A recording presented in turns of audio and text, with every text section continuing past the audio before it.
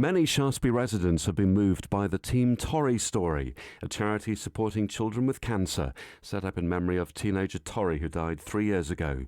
Businessman and Shaftesbury FC manager Jim Milligan is one of those locals who feels passionately about this cause. It was quite close to home. Team Torri's a sort of cancer-driven charity. So before Christmas, Jim set up an online competition, a big raffle to win a variety of darts games, hosting the prize draw live on Facebook 4 days before Christmas.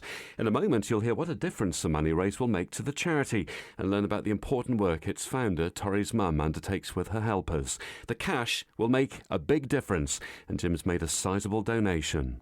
The actual competition finished on just shy of £2,000. And people played from all over the country. With the competition that we were running, it had to be nationwide. It is quite niche because it was darts orientated, so obviously if we were just to concentrate on Shaftesbury, we'd have got nowhere near it. We had sort of prizes going up to Scotland, over to the other side of Wales, so it was good. I mean, the fact that it's for charity gets the good coverage. The fact that we're obviously not making nothing on it helps.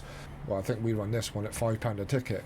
Well, someone won a £500 Omni darts thing, and he only bought 2 tickets, so for £10 he's won a £500 prize. And Jim's got the taste for being a charity contest organiser. It was quite interesting, to be honest. There was good feedback on it, obviously because we weren't making anything on it. I think for myself, it's something that I'll probably look to do every 6 months now. And even though rolling out the competition chances nationally seems to work, Jim wants the money to stay local. Every 6 months we'll still be staying within Shaftesbury. I think anything that you do for charity is good, but I think the national ones and the global ones get enough coverage, and maybe the local charities don't get enough support, especially when you're in a small area like Shaftesbury. So hopefully, I mean, ourselves, we've given ourselves between 5,000 and 8,000 a year now for the charity allocation. Now, thanks to social media, if there's a big enough prize, there could be up to 70 million people across the country potentially playing. That's how these competitions where people win holidays or even houses work, bringing in tens of thousands for good causes. And that idea interests Jim.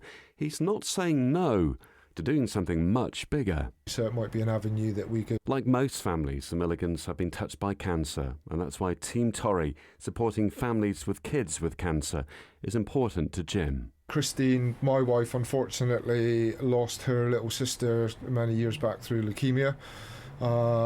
So we've also always kind of been cancer and that sort of way orientated. I think at the time Christine was, I think it was something called Make-A-Wish Foundation, so they assisted and sent the family over to Disneyland in America in Tashi's sort of end of life sort of scenario. So it's just a close to home charity for us, so it made sense for that to be the right one. People have asked if we're going to branch out into different charities, and I think that's a decision we'll have to make, because we'd like to support, obviously, Shaftesbury as a town, and there's a few different charities, but it's difficult to pull away from the ones that are close to home. Many Shaftesbury area residents know all about Team Torri's work, the not-for-profit set up in the memory of Torri Stranger, who passed away following a 5-year battle with leukemia at the age of 13 in 2023. A squad of locals have raised money in her memory, many running marathons and taking on physical challenges. Torri was a keen dancer at TLW Dance at Winkham. The girls and friends and parents involved there have raised thousands too, but last year their efforts were formalised when Team Torri gained charitable status. Torri's mum, Natalie Stranger-Spear, says it's been an important change, particularly for people outside the area, official bodies and agencies.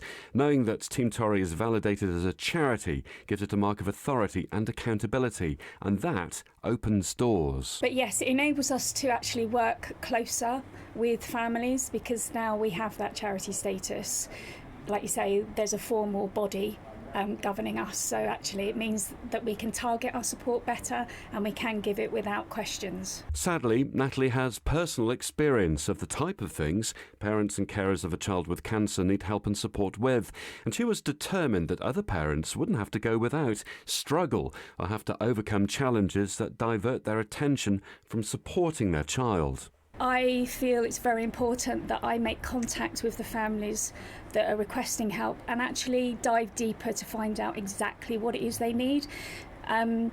some may think throwing money at them is the right thing. It's not always the right thing. It needs to be a bit more targeted.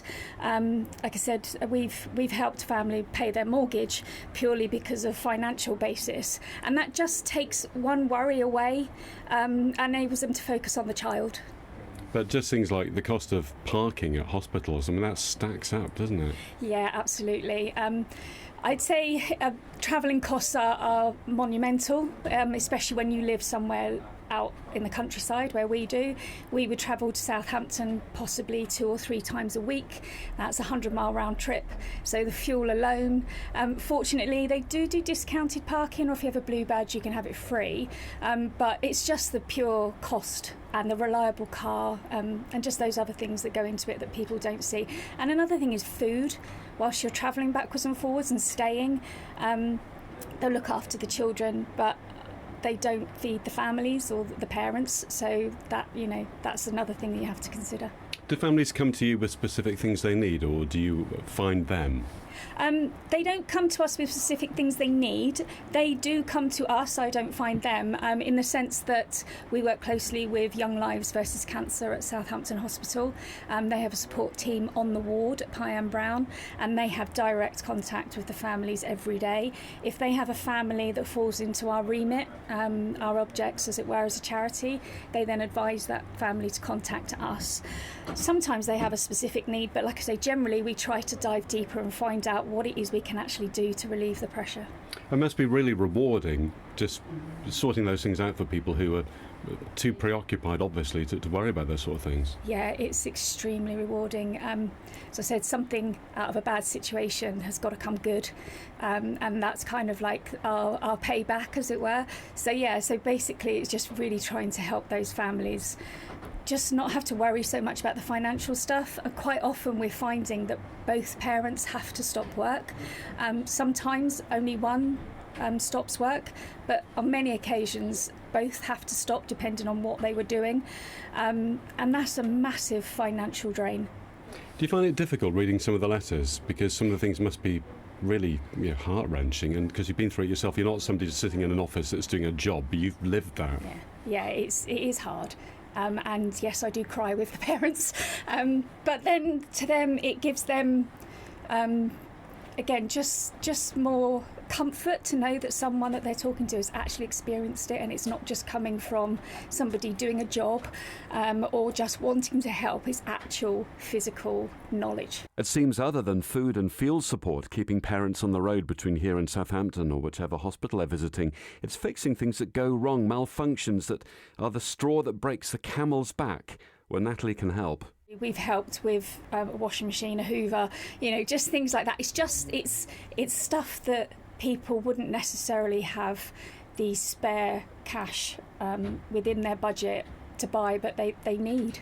You know, you've got a child that's immunocompromised, which means you really need to keep your space clean and sort of as free as germs as you can. And if you find something as simple as your hoover isn't working, it can cause a financial strain, because you're thinking, guys, I really need to get a new hoover or a new dishwasher to make sure this stuff is clean.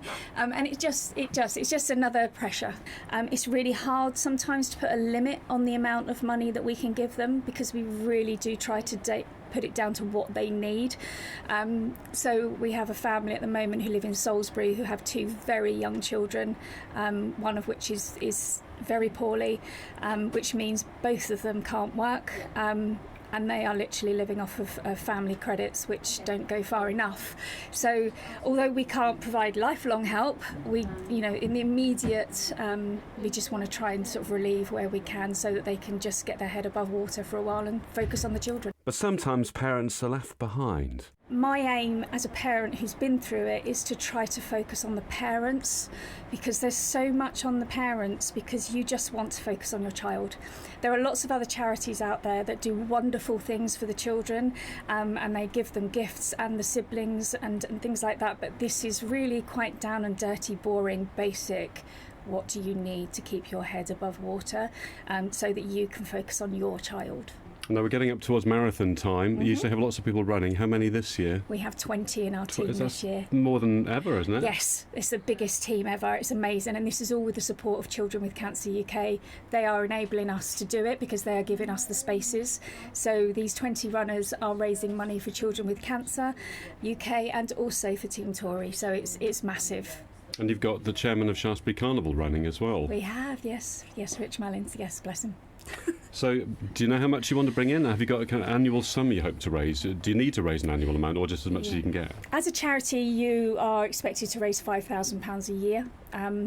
This year, we will far exceed that, which is amazing, but it's the longevity. I really want to make this not just a charity that lasts for a couple of years, but a charity that lasts for a lifetime. So we really want to create a legacy. So, you know, we will just get involved where we can and be as visual as we can. And things, what Milko have done for us also is raise awareness of our charity. Although most of the buyers weren't necessarily local, it means it spread our name far and wide. And it doesn't mean that those people are going to then donate to us, but it may help them think about a local charity in their area that's doing the similar sort of thing. So it's amazing. Natalie Stranger-Spear of Team Torri, the local charity that supports families who have a child going through cancer treatment. And they were at the Shaftesbury Chamber of Commerce late night shopping event. You may have seen them there. If you just Google Team Torri, you'll find out more about their work, or get in touch with Alfred if you want contact details.